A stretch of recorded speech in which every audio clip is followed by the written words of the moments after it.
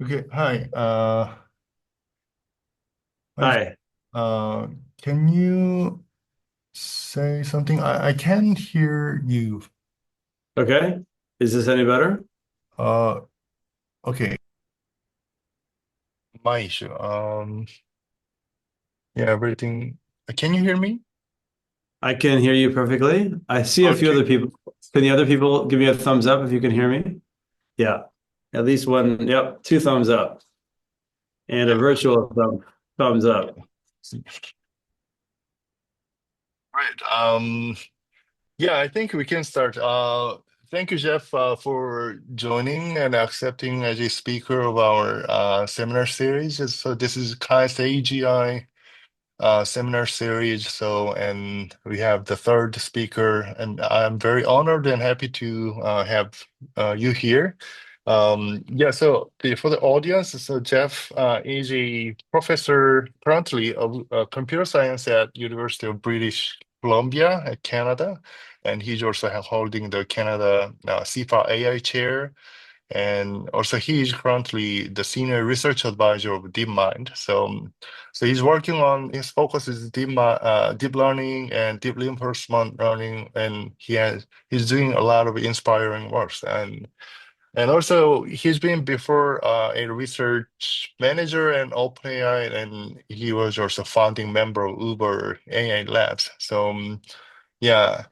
Yeah, personally, I'm very much inspired. A lot of works from him. I use VPT for one of my Minecraft related projects. That's really interesting idea, and I've been following also your exploration ideas in RL, a bunch of works, and recently he also published this paper about the AI scientist, which is very, very inspiring as well. So. I personally very much looking forward to today's talk, as others do. So yeah, please welcome Jeff Brun for today's talk. Yeah. Thank you very much. Let me see if I can share my screen here.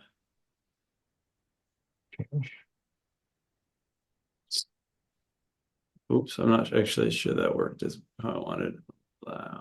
Sorry.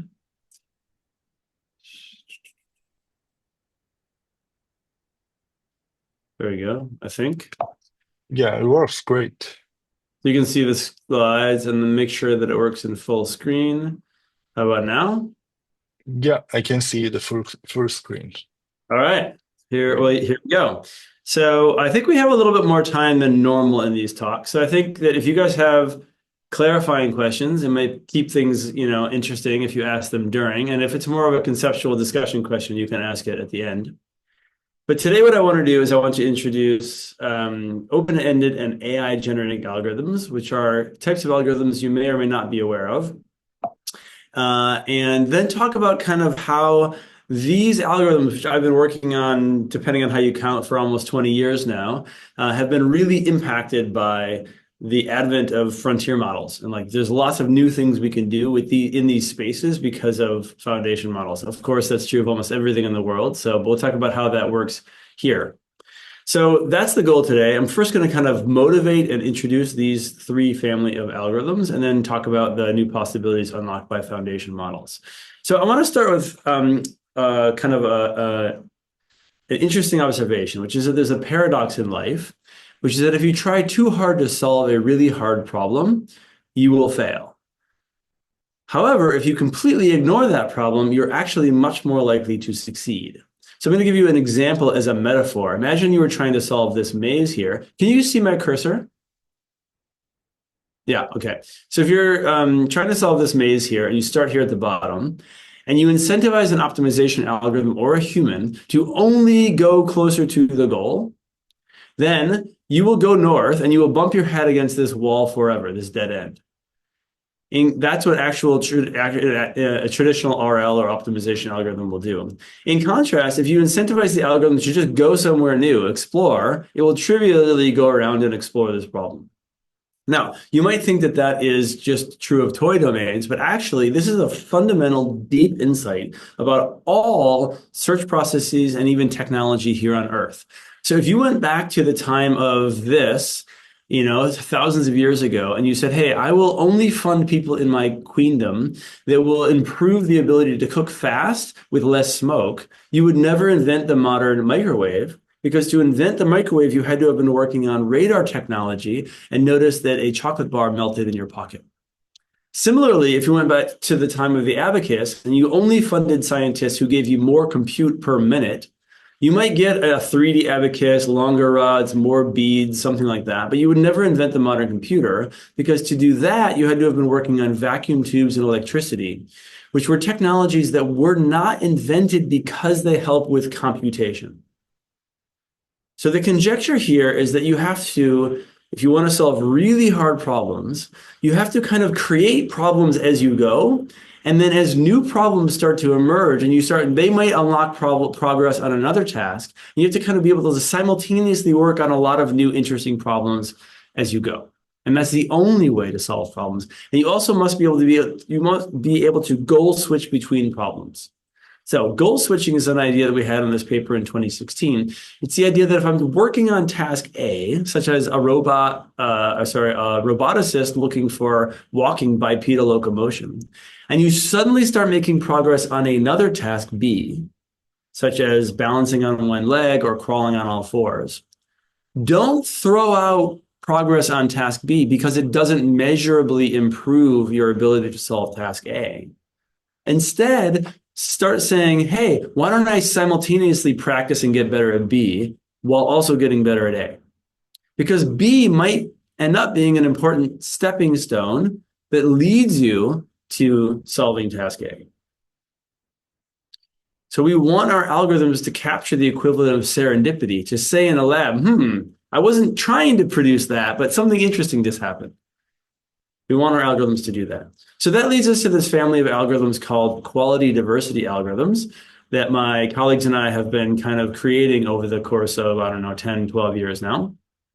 And the idea here is we want an algorithm that will give a diverse set of interesting solutions, not just the single best solution, a whole bunch of solutions where everything is different, but interesting and good. And just like nature produced all of these crazy solutions here. So the most popular algorithm in this space was co-invented by my colleague and I in 2015. It's called map-elites. And it's very, very simple. So ahead of time, we pick dimensions that we might want to see variation in. Imagine we're searching for fast robots, but I want to see variation in height and weight. So I'll discretize the height and the weight of those dimensions. I'll discretize this space, and then I'll run a very simple algorithm. First, I'll generate a random parameter vector. I'll figure out its height and its weight and its speed, which is its performance here. And I'll put it in the right bin and color its performance. And then I'll just run this loop forever. Take something out of the archive, change it somehow, reevaluate it, figure out which cell it goes into. And if it's the best thing we've ever seen in that cell, swap it in. And what you can imagine is that this algorithm will not just return the single best solution, but a surface of solutions. It will, in some sense, illuminate the space of possibilities because it can teach you that you have local optima here, and you can't do well over here. And therefore, it returns a set of high-quality, diverse solutions. So when we first had this algorithm, we wanted to run it on this soft robotics problem that I had been working on. And all of the diversity you see in this video here, it's cheating a little bit because each robot design comes from a separate run of optimization. What I really want is one run that will produce all of this diversity, but the only way to get that diversity was random restarts. So we said, hey, let's see if a quality diversity algorithm can do better. So if you run classic optimization on the soft robotics problem, which is what produced the last video, you get nothing very high performing. You just get low performance and not a lot of exploration. If you encourage diversity in these two dimensions, like the number of voxels used and the amount of this dark blue bone material, you get higher performance, yellow stuff, but very little exploration, even though you're explicitly encouraging it to move around. In contrast, if you run map-elites, it's a complete paradigm shift in terms of what happens. With the exact same amount of compute, you've illuminated the entire search space and figured out where there are local optima, where there are local minima, and you've learned a lot about the search space. What's also cool is that you can see goal switching in action. So if you take a final champion here, you can trace its ancestors back and say, hey, where did all the previous solutions that led to that final place, where do they exist in the map? And what you see are these long circuitous paths through the search space. And you never would have known that the right way to end up here is to take this particular trajectory. But in truth, that's what happened, which is pretty interesting. So goal switching is key to the algorithm. So we actually harnessed these ideas in this paper we had in Nature in 2015 by creating a map ahead of time. And you can literally see the map on the floor of this picture. These are a whole huge diversity of high quality ways for this robot to walk. Some of them walk on 2 legs, some on 4, some on all 6, but with different kind of ratios. And once you have this pre-computed set of diverse high-quality policies, once you become damaged, you can rapidly search for the policy that works despite the damage, and you can adapt the damage in a minute or two. Similarly, we adapted the same ideas behind quality diversity algorithms to handle hard exploration challenges in reinforcement learning. So this was in Nature in 2021 with these lovely co-authors.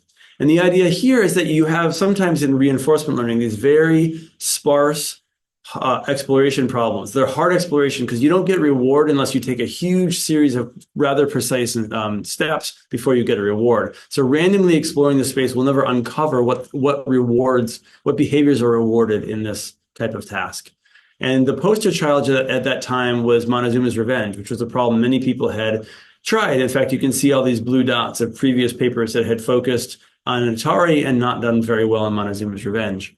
And we basically said, hey, why don't we apply the principles of quality diversity and say, just try to go to as many new states within the game as possible. And for any state, if you get there, if you return to that state, but via a better route, which is either higher performing or more efficiently, swap that path to that state in, and we'll end up with a huge diversity of high quality trajectories. And that ends up completely unlocking this particular challenge. It can score higher than the best human has ever scored, arbitrarily high scores, and it really kind of blew the roof off of this domain, which had stymied the field for many years and had been kind of a grand challenge for the field.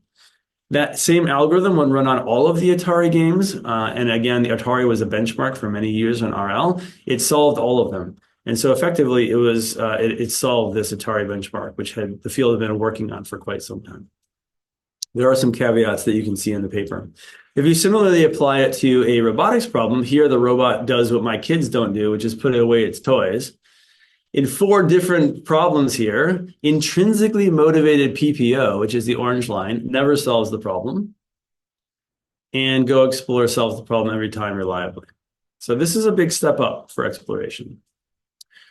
So I hope I've convinced you that QD algorithms are worth thinking about. They return a diverse set of high-performing agents rather than a single solution. They're really good at exploration. And in part, that's true because they harness goal switching. So what's missing? Well, the problem is no matter how long I run that soft robotics algorithm or the algorithm in Montezuma's Revenge, or if I ran this algorithm in Go, it would never leave that domain. It wouldn't suddenly invent new types of calculus or learn to clean up my living room, etc. Okay, and we want to truly create something impressive, we wanted to invent entirely new types of solutions to break out. So traditionally, ML, we pick a problem, we bang our heads on it for a while until we solve it, and then we pick the next problem.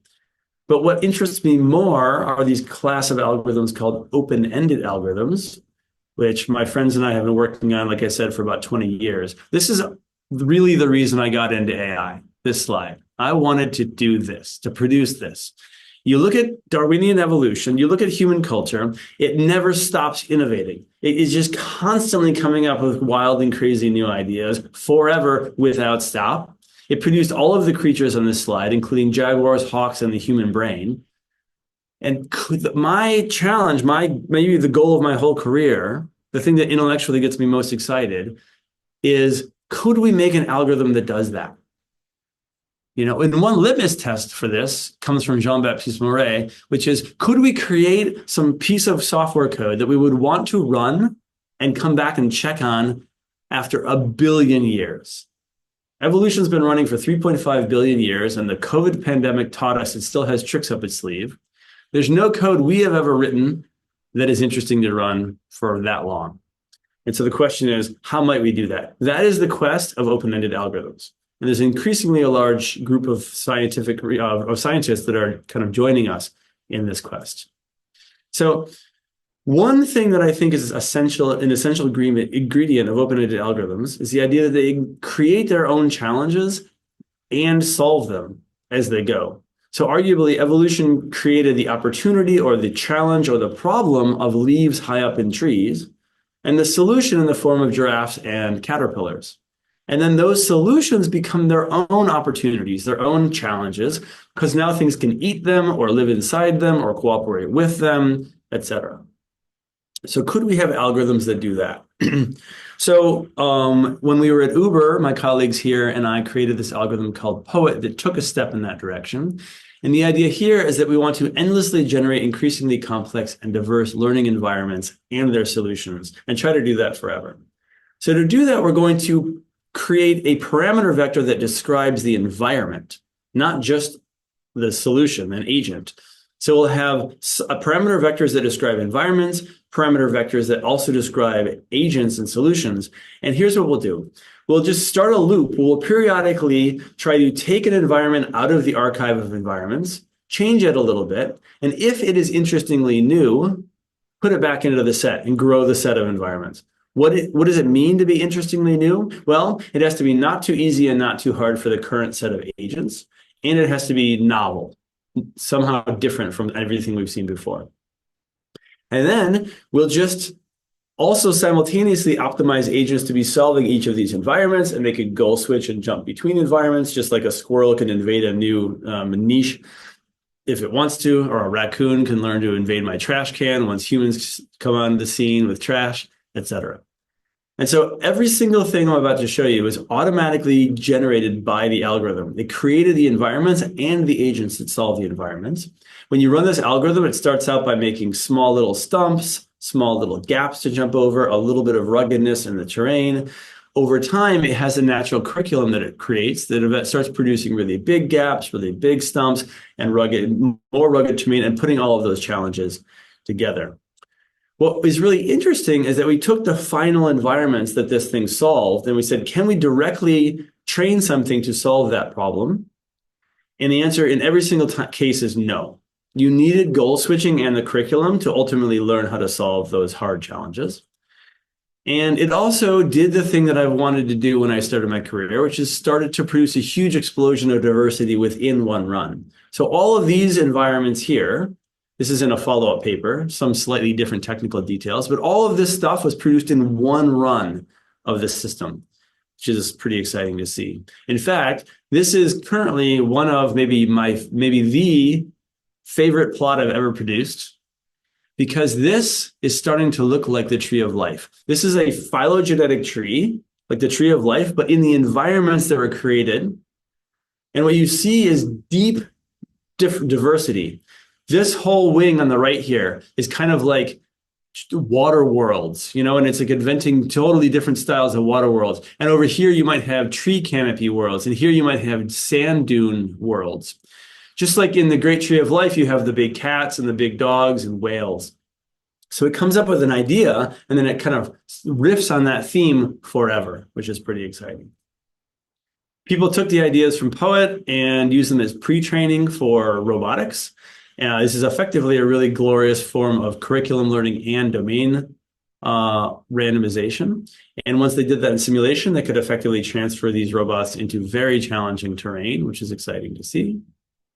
So I hope Poet has convinced you, or this work has convinced you that, once again, we see the benefit of quality diversity algorithms. Here we're producing a high quality diverse set of agents and environments. And also the benefit of generating challenges while we solve them. However, there's still something missing, and that is we're still kind of stuck in this small, tiny little distribution, this type of environment, right? This thing's not going to suddenly make me learn to clean my room or invent a new branch of mathematics. So what could break out of that shell? We're going to return to that in a little bit, but I want to plant the seed. So now I want to zoom way out to the overall goals of the field, at least some of us in the field, going back to Turing, which is to try to produce AGI or human level AI or ASI. It has so many names.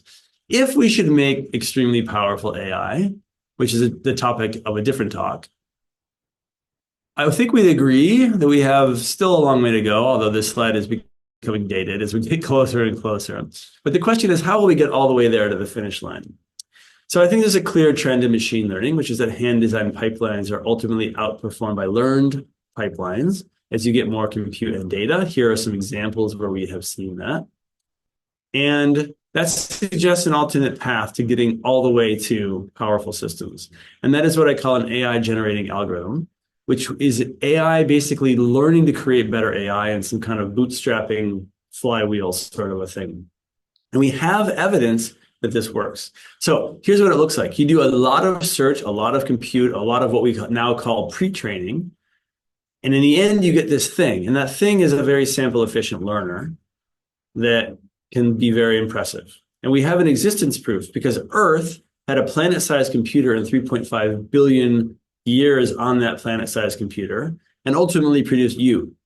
Congratulations, you're the most impressive bit of intelligence we know of in the universe for now. And it took a lot of compute to get there. So we could do the same thing. So if we wanted to make progress on that, we would have to simultaneously push on 3 pillars. We'd have to meta-learn the architectures, which almost nobody is talking about right now. We'd have to meta-learn the learning algorithms themselves, which is extremely exciting. And we'd have to generate automatically the training environments. Some people would say generate the data. And so far, I've talked a lot about pillar 3. But the point is that doing all of that science manually is very slow. And the writing is on the wall, right? The trend is, as we get more compute, more data, we can just learn the whole thing. So let's let ML do the heavy lifting. And here are some of the examples I've shown you in terms of how we might tackle that with pillar 3, where we try to increasingly automate the search for these artifacts. So that's the kind of the motivating these algorithms. Now I want to talk about how foundation models have unlocked new orchards of low-hanging fruit in these algorithms. So first, I want to tell you about a paper we had out of my lab here at UBC, which is called Omni, led by Jenny Zhang, who's wonderful. And it stands for Open-Endedness via Models of Human Notions of Interestingness. So as I mentioned earlier, we want to break out of a narrow distribution of tasks where we've chosen, oh, you're working on obstacle courses, for example. We need a vast, truly vast search space if we want to be able to invent all possible types of tasks. And so the problem is that when you have a vast search space, most of the stuff is garbage, right? Most of the tasks are impossible, they're too hard, they're nonsensical, or maybe they're too easy. You're really looking for needles in a haystack. And so one interesting observation is that we don't just want new tasks, because new could be impossible in a new way. We want tasks that are new and interesting. And the question is, how can we find them? So one first challenge is that tasks must have learning progress. It doesn't help us at all if we're not going to learn on them. So we want to filter out things that are too easy and too hard. We've already done that in prior algorithms. But the interesting new challenge is, how do we know if something is interestingly new? And a problem is that things can have learning progress without being interestingly new. For example, if I told you to memorize the first 10 digits of pi, you probably don't know them right now, so there'd be a little bit of a learning curve, and then you'd know them. Then I can ask you to memorize the next 10. There's some more learning curve, and then the next 10, and then the next 10, and then the next 10. And if I asked you to do that forever for any arbitrary irrational number, there's always learning, but it's not interesting learning at some point, right? Like that's not, I don't want to run that for a billion years. That's boring. That's not going to invent, a new branch of mathematics. So what's needed is a way to automatically determine what is new and interestingly new. Now, the problem is in the past, when we've tried to quantify what counts as interestingly new, we always run into this thing called Goodhart's law, which is that when a measure becomes a target of optimization, it ceases to be a good measure. Basically, optimization finds loopholes and hacks. It gives you what you asked for, not what you wanted. So if you ask it to find new states, it might just sit there and stare at a TV tuned to a dead channel. If you ask it to produce new movements, it might twitch randomly forever. And those are all new, but they're not interestingly different and new. And the problem is effectively paraphrased or summarized by Justice Stewart. To paraphrase his quote, there are things in the world that we don't know how to define them, but we know them when we see them. And I would say interestingness is an example of that. What counts as interestingness? I would say, moreover, this is probably the grand challenge, the most important problem in open-endedness, is how do I tell if something is interestingly new and worth learning? And interestingly, pun intended, we might have an answer for the first time ever. So for like decades, I've seen people come up with a small, simple equation that tries to define interestingness, and then they optimize against it, and they get all those pathological results. It's because we need common sense. We need a notion of interestingness. Well, it turns out foundation models, frontier models, whatever you want to call them, they actually know what counts as interesting or not because they've read the whole internet, including a lot of people on Reddit talking about what's boring and what's interesting. So they've distilled all of the data that humanity has produced into a lot of useful stuff. But one useful thing in there is a notion of what counts as an interestingly new problem versus an uninteresting new problem.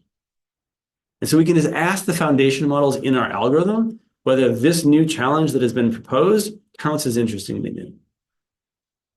So let's see how that works. That leads us to this algorithm called Omni, which stands for open-endedness via a model of human notions of interestingness, which is distilled into the foundation model like GPT.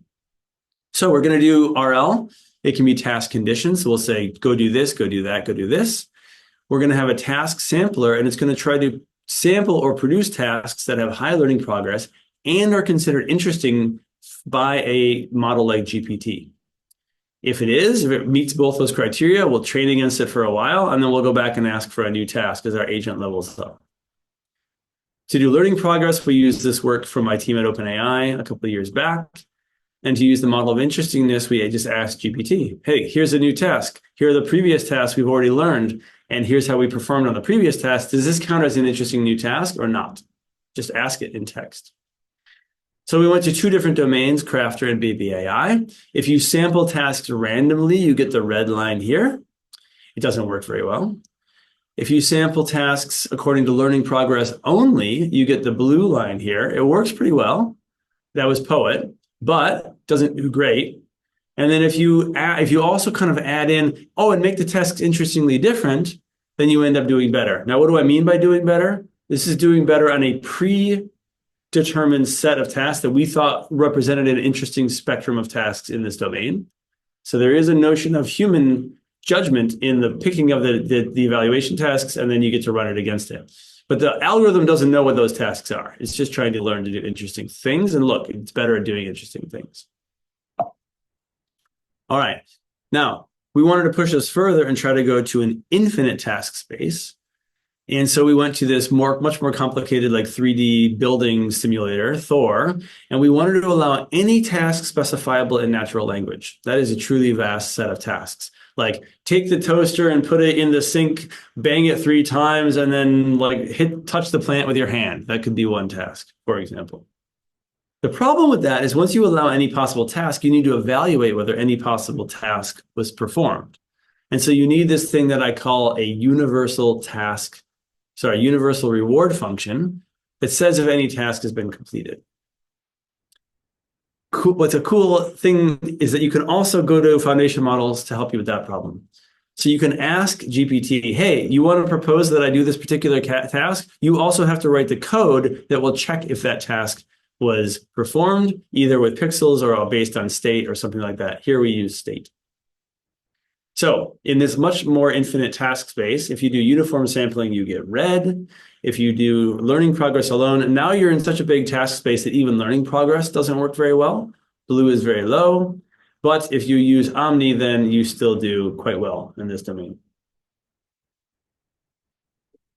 What's also cool is that you can look at the curriculum over time here and see that it follows a natural curriculum. So first it goes and gets an apple, then it figures out how to see and pick up a knife, and then later it's like, okay, let's use the knife to slice the apple, and it could keep going. So a pro to the work of Omni is that now we're in an infinite task space. A con is that we're still trapped. Now we're in a very big kind of simulator of all possible buildings, maybe human buildings, but we're still trapped in that simulator. It's not going to invent a new board game or a new branch of mathematics. So what we really need is this idea that I put out in my paper in 2019 on AI generating algorithms, a concept called Darwin completeness, which is a nod towards Turing completeness. This is an environment search space that could represent any possible task. Could express any environment. And could we figure out how to operate inside of that sort of a space? So that leads us to a follow-up paper to Omni called Omni Epic, which is going to extend Omni to environments programmed in code. It was done with these wonderful co-authors. So the idea here is that we're literally going to go to Omni and say, hey, we want you to produce an interesting environment, but we don't want you to be confined to one type of simulator or whatever. Your job, you can just use arbitrary code, and you can write your own simulator or an environment within a simulator or any combination thereof. You can create logic problems, math problems, do whatever you want. And since most programming languages are Turing complete, now we have a Darwin complete search space that can create any simulatable world. So what we're going to show you here is that we did ask it for this demonstration because I don't have OpenAI level compute right now. We said, hey, we're going to work within PyBullet, which is a very generic simulator.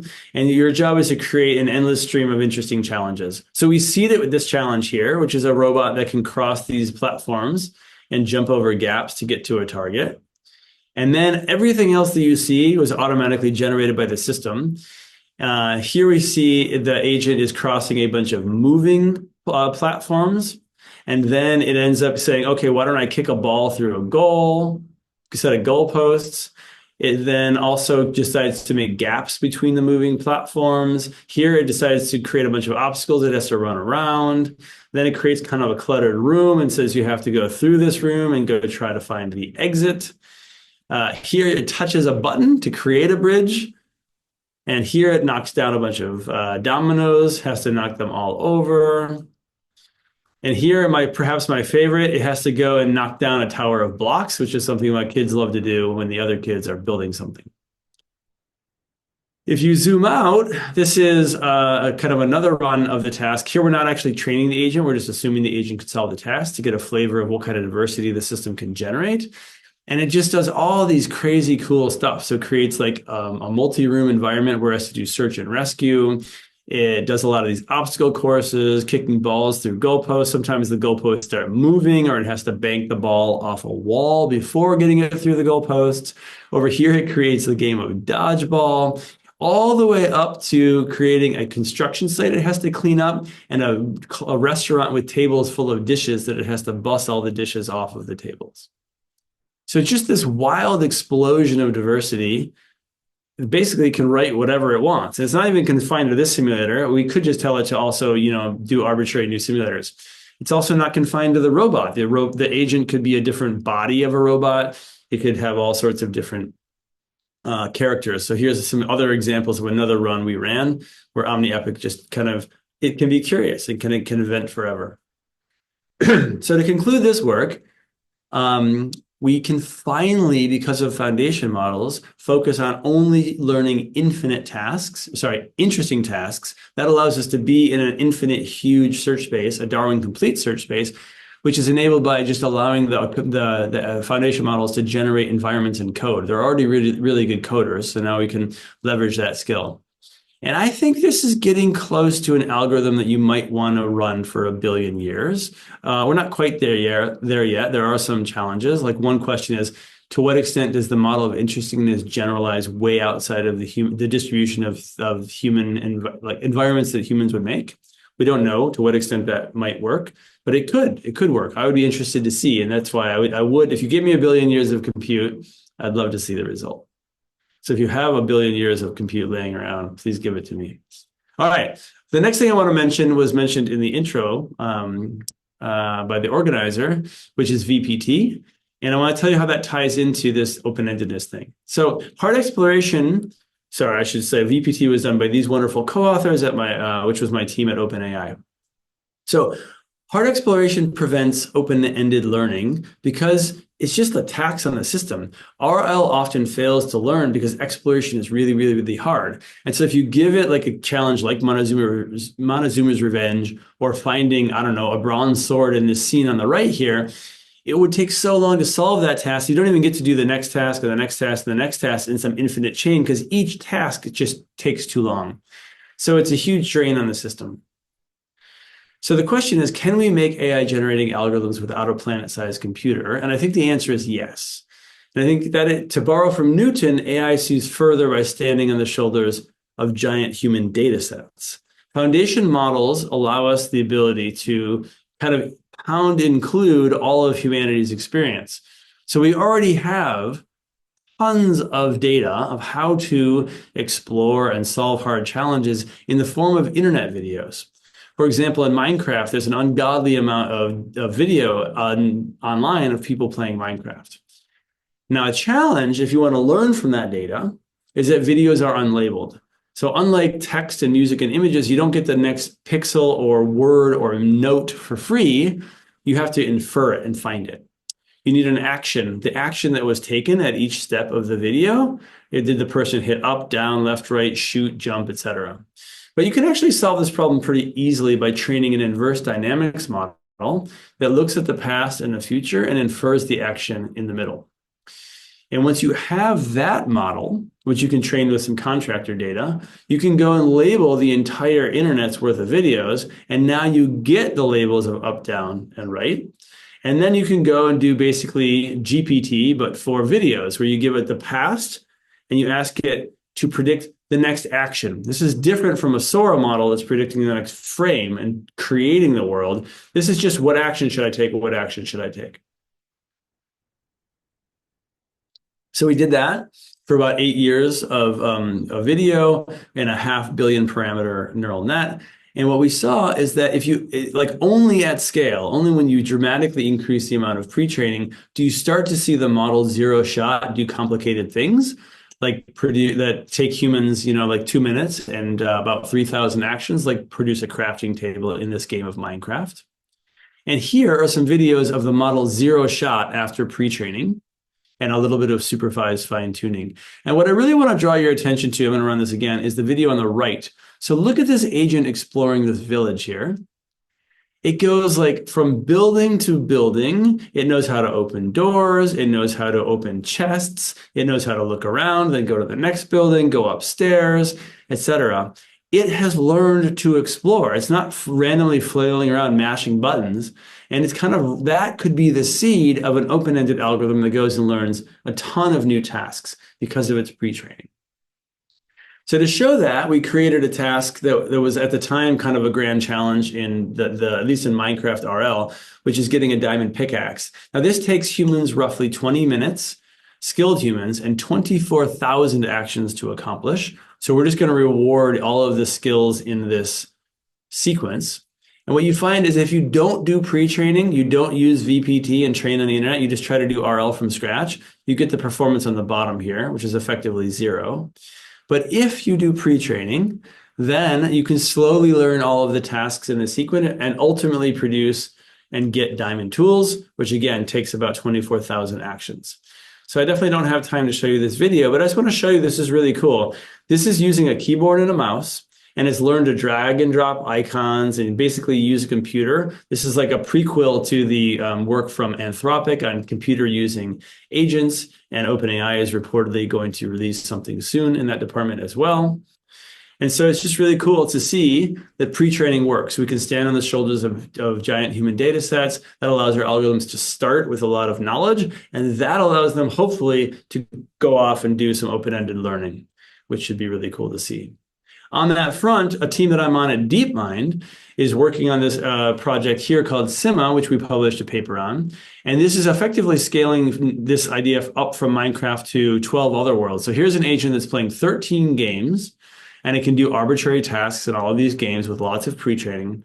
And the coolest thing I want to point out is that if you train on 12 of the games and then transfer to the 13th game, that's this blue bar here. You are almost as good as if you only trained on that 13th game. That's the solid line here. And that's just incredible. We're starting to see massive transfer learning, just like GPT can transfer to a new question about a recipe for a vegetarian who likes curry. These systems are now having that kind of transfer to entirely new virtual worlds. And you can think about the implications of that for an open-ended algorithm like Omni Epic, which is generating new types of challenges and new types of video games on the fly. Another thing I want to mention is this work from Genie, which is also from a different team at DeepMind.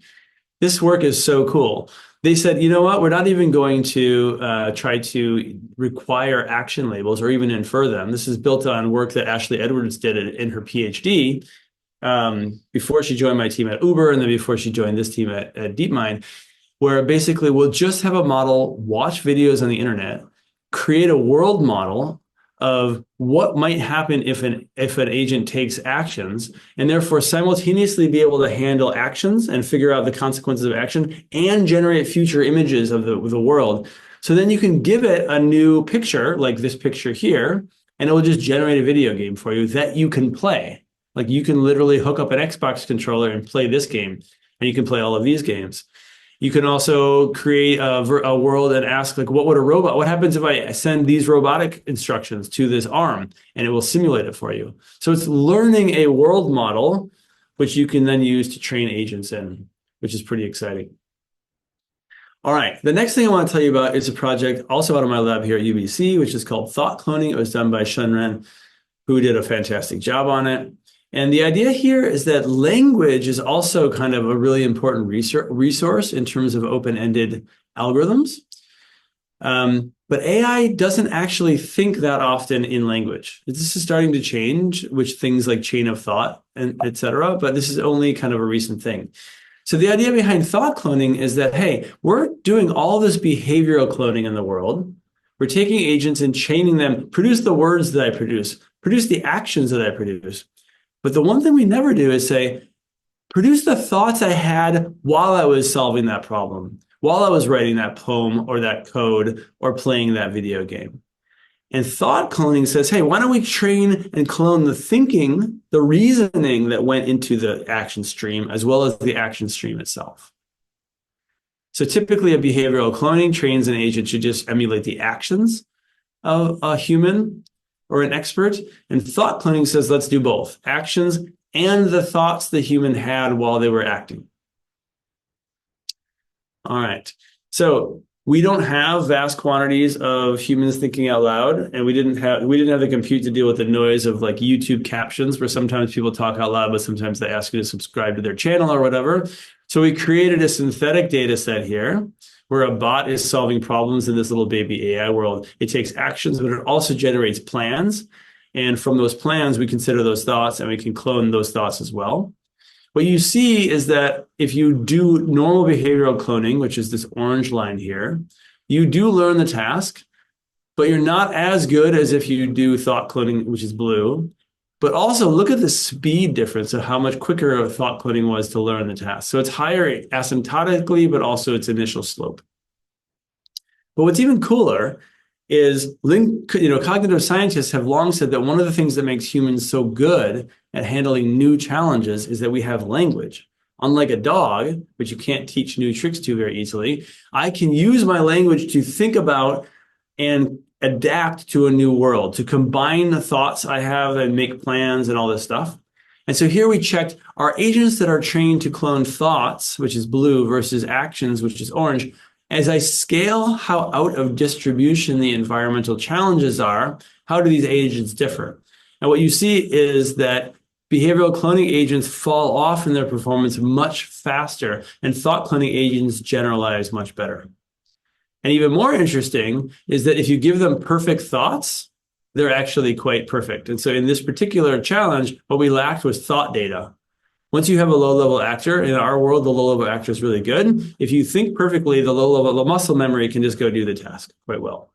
Similarly, this is a zero shot. Similarly, if you look at how quickly these things learn, behavioral cloning way out of distribution, which is over here, if you give it a few tries to learn, it does improve its performance, but the lift in performance is much better for blue than orange because it's quicker, not only zero shot, but also quicker to learn when you give it a few examples of how to solve that new task.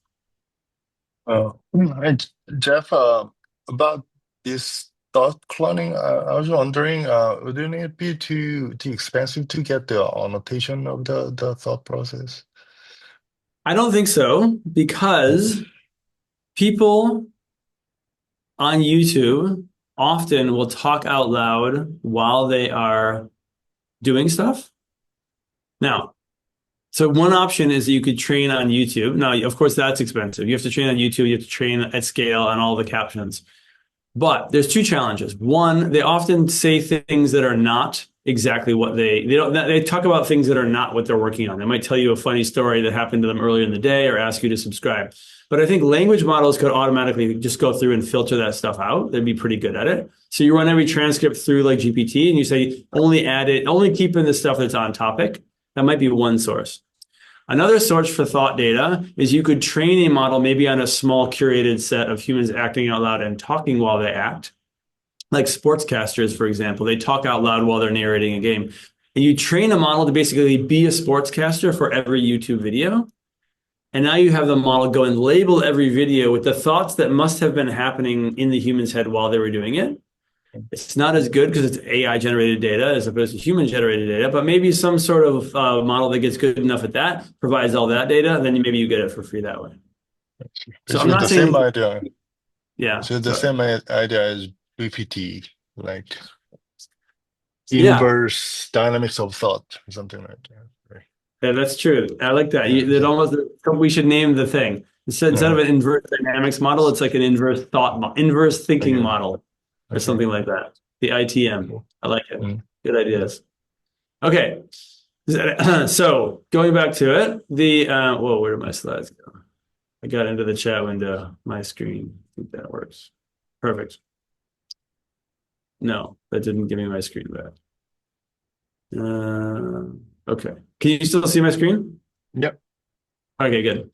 All right. So another really nice thing about these VPT agents is they're very interpretable. You can watch them think out loud, and that makes debugging them and improving them easier. So if your robot is frozen in front of a door, it's just not moving, you have no idea why, right?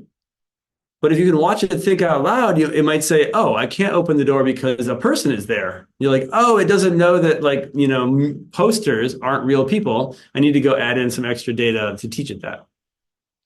Similarly, you can improve safety. If you tell an agent, like if an agent says, "Open this door even if a child is standing in the way," then you can say, "Slow down. I'm not going to deploy that robot." And so that allowed us to do this simple experiment, which we call pre-crime intervention. So if you've seen Minority Report, you'll know why we're having fun with that name. But the basic idea is if you see a robot say something like, "I'm going to go rob a bank in order to get money in order to solve the task," you can just say, "Don't do that." And so we took an agent that was trained with no constraints. And then after training, we say, "All right, you know what? We've decided that touching red items or picking up balls or whatever, that counts as unsafe behavior." So if the agent declares, "All right, now I'm going to go pick up the red item," we just halt the program. And what you see is a massive drop. It's not entirely perfect, but a radical reduction in that behavior. And so these interpretable agents really allow you to come to know the agent and stop its behavior if it's dangerous ahead of time. So I think there are some important implications here for AI safety. Okay, a couple really quick hits, and then we will. That is a typo. That should say the AI scientist, not thought cloning.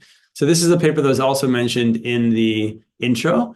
This is the idea of trying to automatically do all of science, have AI do all of science. It was done with these wonderful co-authors, especially these three on the top, who've done a great job. So the AI scientist says, "Hey, science is the ultimate open-ended domain. Can AI perform in that domain? Can it automate all of science?" And it turns out the answer is yes, with some caveats. But here we created this work where the AI scientist, it generates its own ideas, it designs and runs its own experiments, it analyzes and visualizes the results, and you can see some plots up here. It writes the entire scientific manuscript from top to bottom. It conducts peer review on its own creations, and if the reviews are good enough, it publishes the paper into an internal archive, and then it can read the archive to produce the new ideas and the new papers and the new discoveries. So it is an open-ended algorithm that's collecting stepping stones in a growing archive of knowledge that it can build on in all possible directions that it wants to explore, just like a community of human scientists.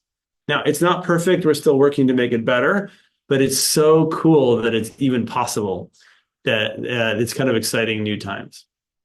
Okay. I think this is the final work I'm going to very briefly mention. This came out of my lab not too long ago. It's under review at iClear right now, done by Sun Ren and Song. And it's the automatic design of agentic systems. And basically, the idea here is that we're going to have AI in the form of foundation models generate AI agents or agentic systems. So agentic systems are these workflows like reflection plus chain of thought plus maybe using a web engine and try that 3 times and then have a critic look at it. All these complicated things like this workflow over here. The system can just invent them by spitting out a bunch of code that does that. So once again, we're going to search in the space of code for these agentic workflows or systems. And we're going to use the same playbook of open-endedness. We're going to have an archive of good agents, take one out, change it a little bit. If it's interestingly new and high performing, add it back to the archive, and then just keep repeating that process, just like a community of scientists would discover new artifacts. And what you can see here in the performance is that it quickly beats a lot of these hand-designed baselines like reflection and chain of thought, et cetera, which are these dotted lines. It gets better and better over time. And it kind of, you can't read that text in the gray, but it basically comes up with ideas and then it builds on those discoveries and those innovations over time. And ultimately automatically produce this agent here, which is a pretty complicated agent workflow that has a lot of interesting, cool ideas in it. Now, before I conclude, I do want to mention AI safety. I think it's a super important topic. It's one I take really seriously. I encourage you to think about it and take it seriously as well. We've written some articles about this, including with Bengio and Hinton and Daniel Kahneman and some other people. I think there are some unique safety issues for AIGAs and open-ended algorithms, and I've written about that with colleagues in these 2 papers here. So we really need to proceed cautiously and wisely and prioritize safety. So in our lab here, we just finished a lab meeting, which we talked about safety, and we like to try to do safety research as well as just kind of sound the alarm that this should be a thing that we're all paying attention to. So I wanted to put that out there. All right, so I'm going to quickly conclude and then I can take questions.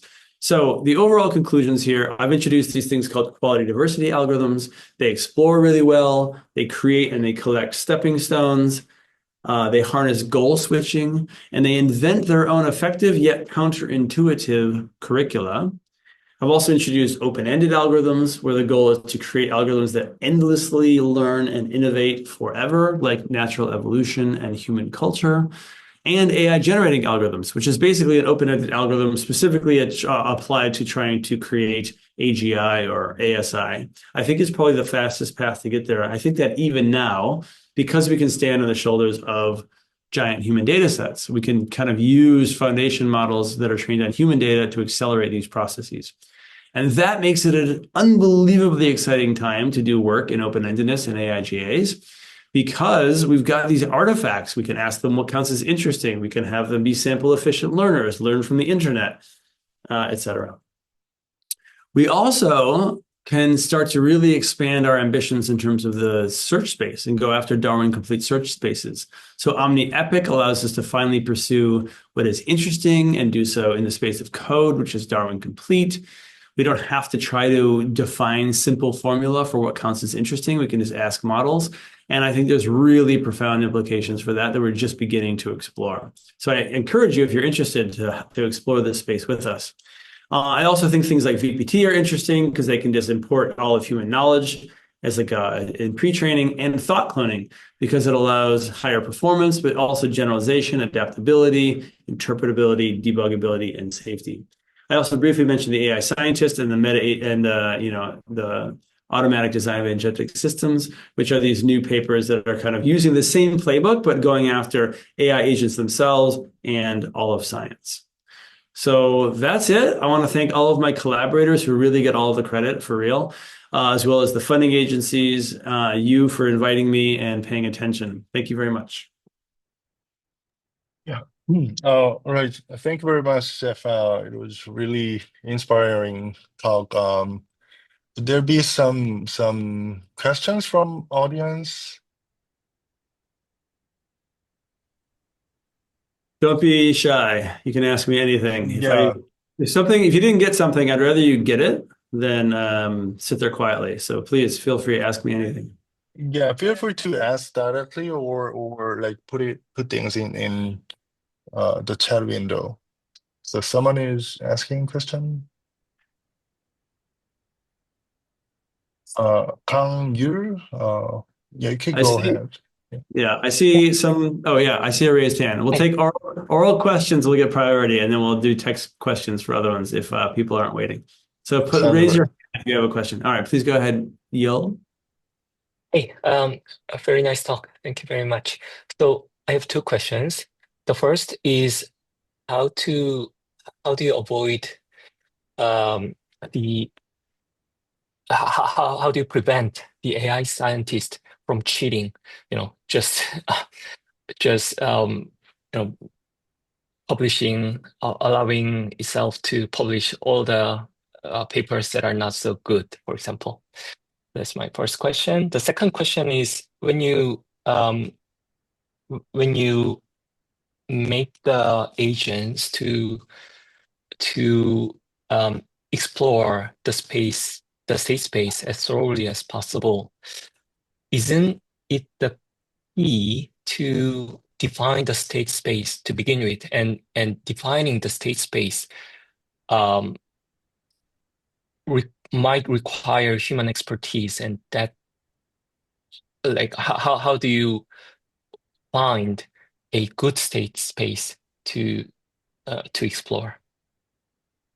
Great, excellent questions. So I'll take the first one first. The interesting thing about the AI scientist and some of the other work, like ADAS, the automatic design of agentic systems, is we're not using RL in any traditional sense where there's some objective function that it's trying to optimize.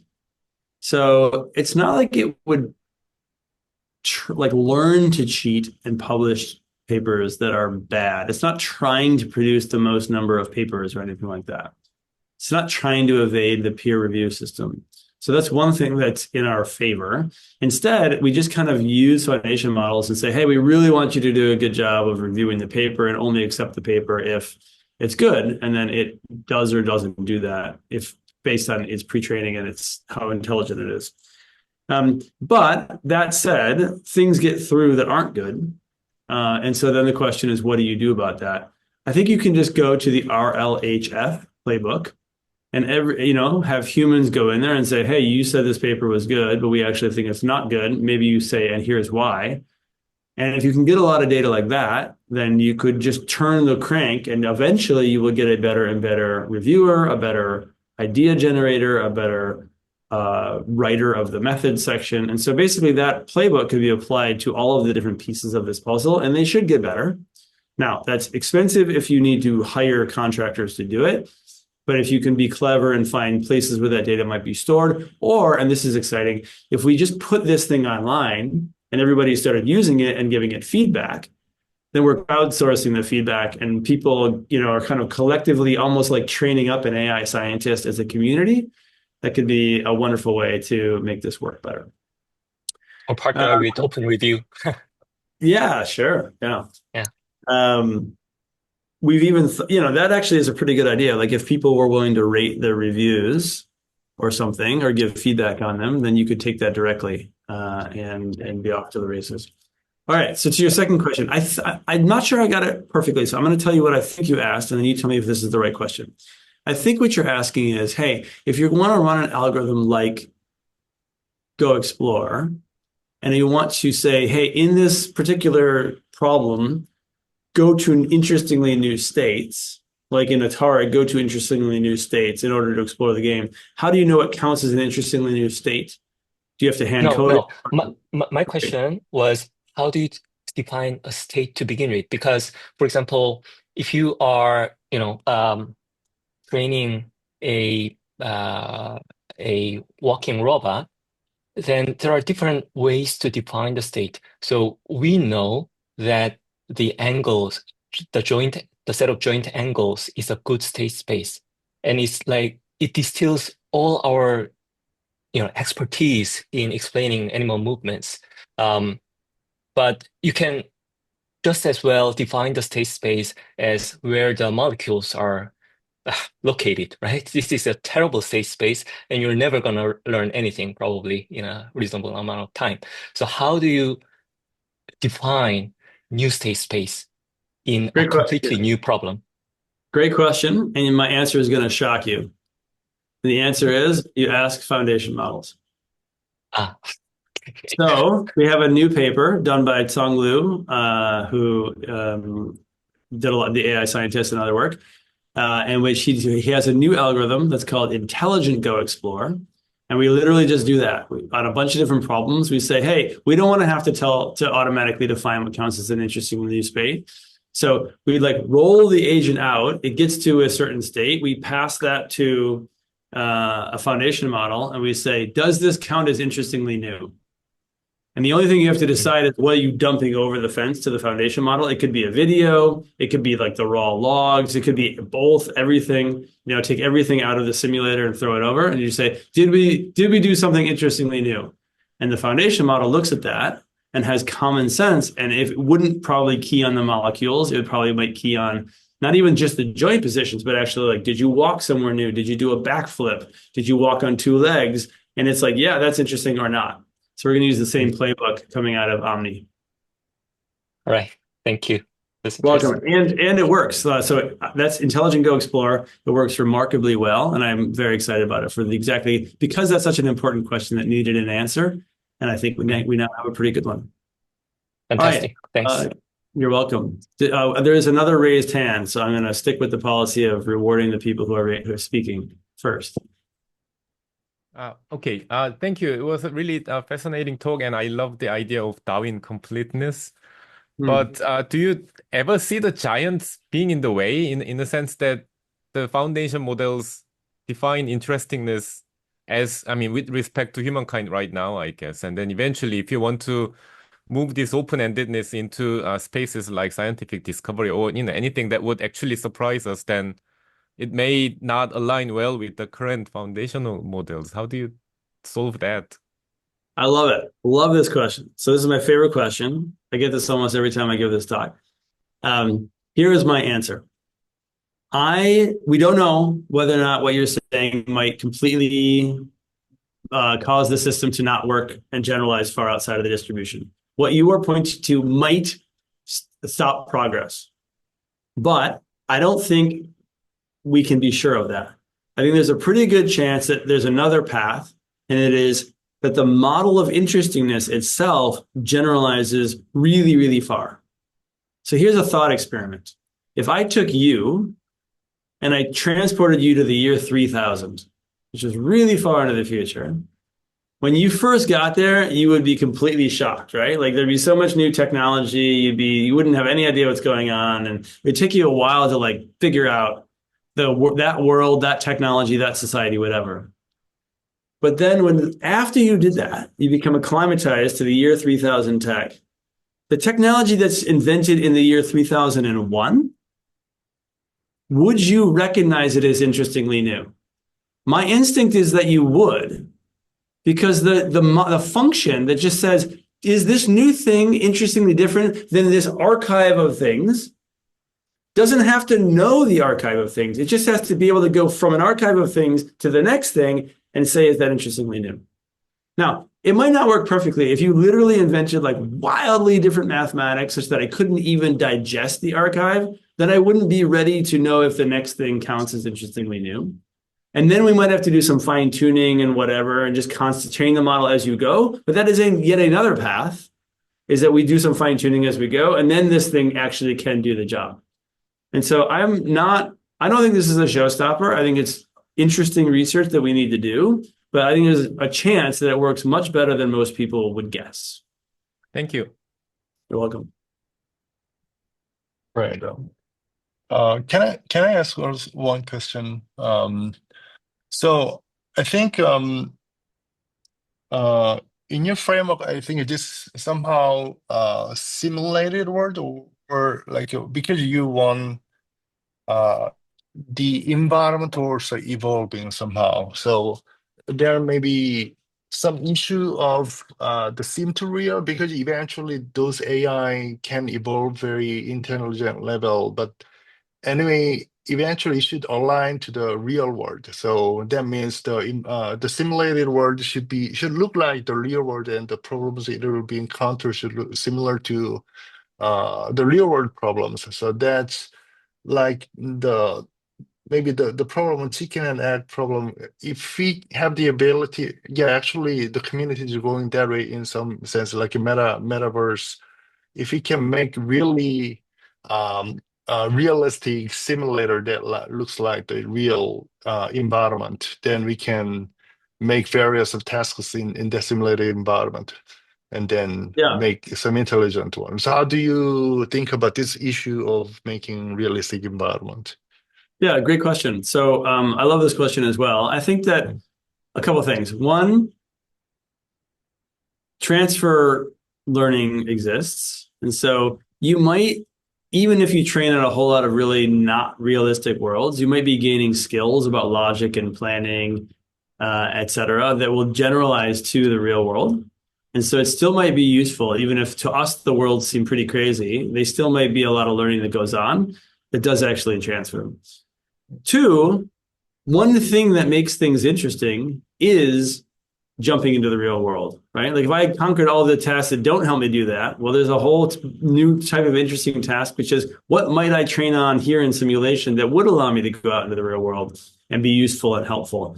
And so the system you could imagine would find that interesting to work on those kind of tasks in addition to the other ones. If you had infinite compute, if you don't have any compute, you might actually want it to only work on those. And that's a third option, which is you could incentivize the system to say, hey, we do want you to train and do interestingly new tasks, but ultimately your job is to help out in the real world. So like, don't go crazy and start like inventing like weird forms of music that only you can appreciate. Like keep yourself grounded. And it might either do that by periodically, probably the best way to do that is periodically let it do tests in our virtual world or even in our physical world to keep itself grounded. Mm. Thank you. All right, there are some ones in the chat. I want to be respectful to those people as well. So somebody said, what might be AI's role in enhancing sustainable space tourism or sustainable space exploration? That is a super interesting question. I guess I would just put that in the bucket as that's just part of science. And so as AI gets much better at the science of getting to space and making it safe and cheap, then it will help out in that way. Of course, it could do things like explain it and motivate people to want to go. But I think the real issue is we just need to make it safe and cheap. Like, I mean, we could almost do a show of hands, but I'll bet you that almost everybody in this chat would spend $1,000 to go to the moon if it was safe and not that scary, right? And so we can get space travel to that, and then we'll have plenty of tourists signing up. All right, regarding the AI scientist, how do we know if the agent is actually searching new and novel ideas or it's just going around rephrasing and the various papers it has read while training, particularly if we can't validate its reasoning? So this is a really excellent question, and this is a hard part in my lab. We have all sorts of things like OmniEpic, like the AI scientist, even the ADAS. They're inventing new things using foundation models, and we put them in papers, and then we're like, how do we know that they weren't out there in the training data? It's very difficult.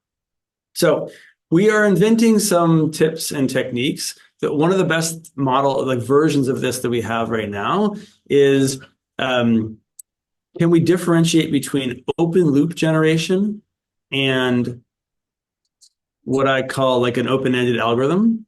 And so if, for example, I said, hey, I want you to generate to me 100 agents, and you just spit them all out in some giant list, and then I evaluate those 100 agents, well, is that list going to be better than if I basically do a scientific process where I propose a thing, I try it, I see how it works, I look at its performance, and the ones that are doing well, I'm building on those ideas, I'm discarding the ideas that I don't. So our AI scientists can conduct real experiments, figure out what works and doesn't before it proposes new ideas.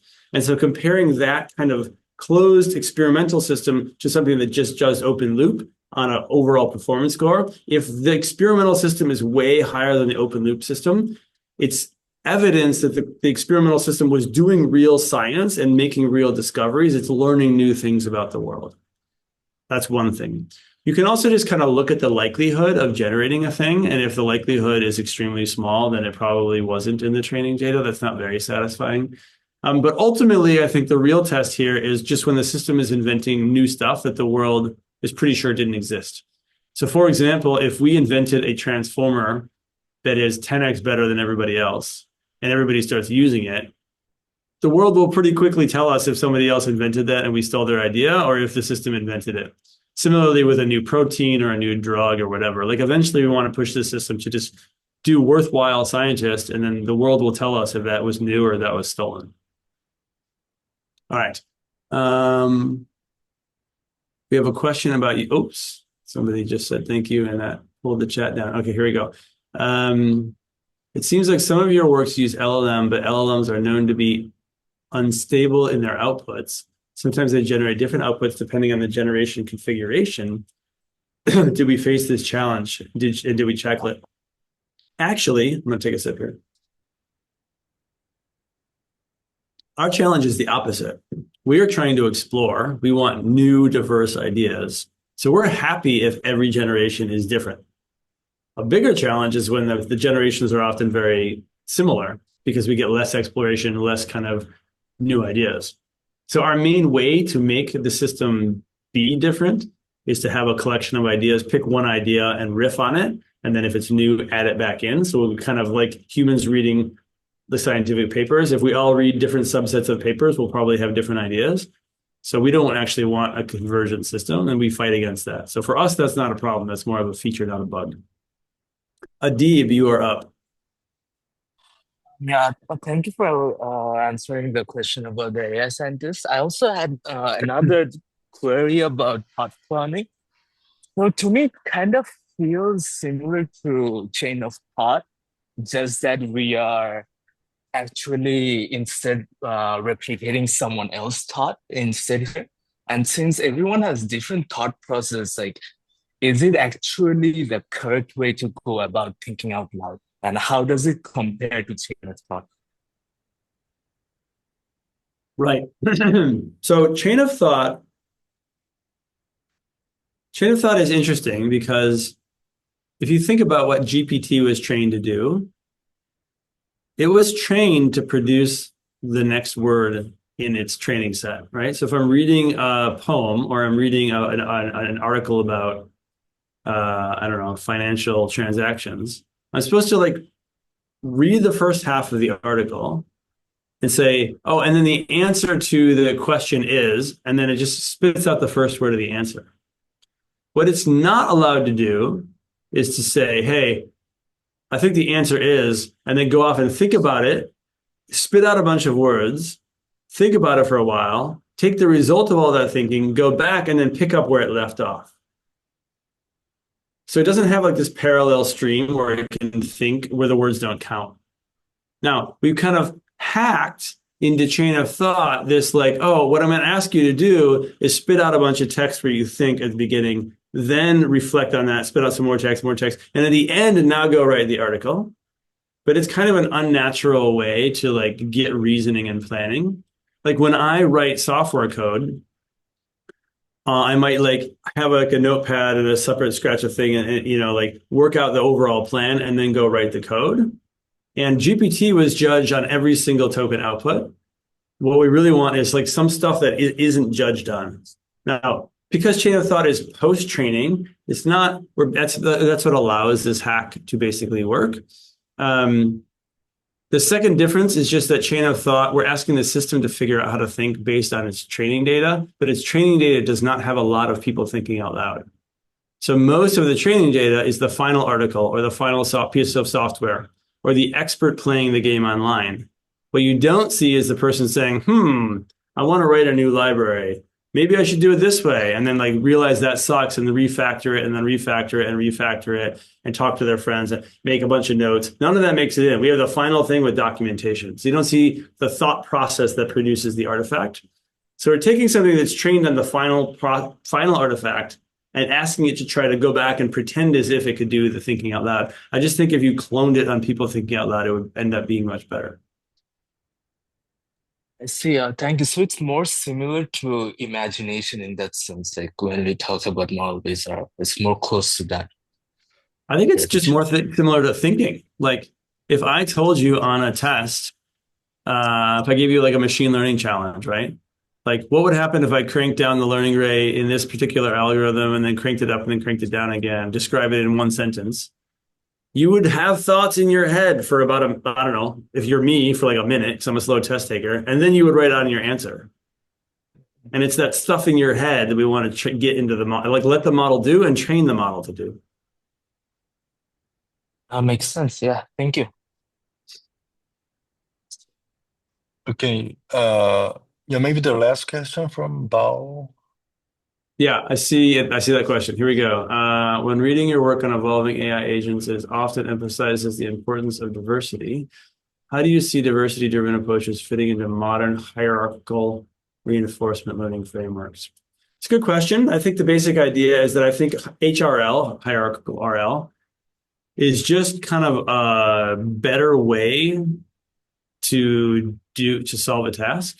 So like if I want to book tickets to come to Korea, or I want to, make a Thanksgiving meal, I have a lot of hierarchical RL to accomplish that task. That is a better way to do it than not doing HRL. But you can basically use that within an open-ended system to say, hey, I want to do this task, I'll use HRL, and then the next task, and the next task, and the next task. So it's just kind of a way to level up the capability of the agent, but it doesn't in any way solve or negatively interact with the overall goal of open-endedness, which is go do a whole bunch of diverse, high-quality tasks or solutions or whatever. So I think it's kind of like it's like a rocket fuel we can pour into an open-ended algorithm and make it work better, but it doesn't solve the same challenges at all. Like it's not going to, the HRL is not going to invent new tasks and come up with a diverse, high-quality set of robot designs, for example. All right. Yeah, that's the end of the Q&A session, and yeah, it was really great talk and also inspiring Q&A session. So thank you very much, Jeff, for your time and being involved in this series. Yeah, let's give Jeff another round of big applause. Yeah, thank you, Jeff. And yeah, thank you for the talk and My Q&A. pleasure, Okay, everyone. this. Thank you for this. Thank you for listening. Thank you for the great questions. It's cool that technology allows us to do this across the world. It's really a global community of scientists. And I also want to thank you, the organizer, for setting this all up. It's been a pleasure. So I will hopefully see some of you at NeurOps in a couple of weeks here in Vancouver. It looks like this. Come visit us. All right. All Bye, right. everybody. Thank you. Bye.